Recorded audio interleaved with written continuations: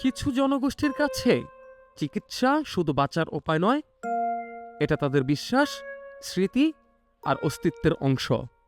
Democratic DR of কঙ্গোর পূর্বাঞ্চলের south কিবুর Fiji অঞ্চলে চলমান সশস্ত্র সংঘাত আদিবাসী পিগমি জনগোষ্ঠীর ঐতিহ্যবাহী স্বাস্থ্য ব্যবস্থাকে গভীর সংকটে ফেলেছে।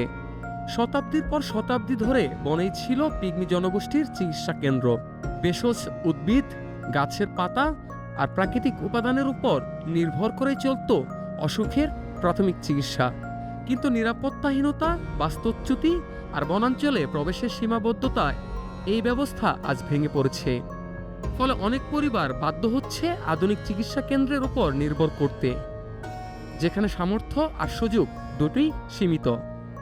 নামিসার পিগমি বাসিন্দা এলিয়স চাকিজে বলেন, আগে আমরা প্রথমে ঐতিহ্যবাহী ওষুধ ব্যবহার করতাম। এই গাছ ডায়রিয়া, পেট ব্যথা, এমনকি পানি শূন্যতার চিকিৎসাও কাজে আসে। এখন সেই গাছ পাওয়াই কঠিন। একই এলাকার জ্যাকলিন বলেন, আমরা আমাদের রীতি ভুলতে পারি না। সন্তানের জন্য সব ঐতিহ্যগত উপায় চেষ্টা করেছি, কিন্তু শেষ পর্যন্ত চিকিৎসা কেন্দ্রে যেতে হয়েছে। ওষুধের খরচ আমাদের জন্য বড় সমস্যা। স্থানীয় স্বাস্থ্যকেন্দ্রের কর্মীরা জানান, রোগীর সংখ্যা দ্রুত বাড়ছে। অনেক রোগী চিকিৎসার খরচ পরিশোধ করতে না পেরে ফিরে যান। সংঘাতে আহত সৈন্যদের চিকিৎসাও একই কেন্দ্রতে হওয়ায় চাপ আরও বাড়ছে। ফিজি অঞ্চল সহ ডিআর কঙ্গো দীর্ঘদিন ধরে সশস্ত্র সংঘাতে জর্জরিত।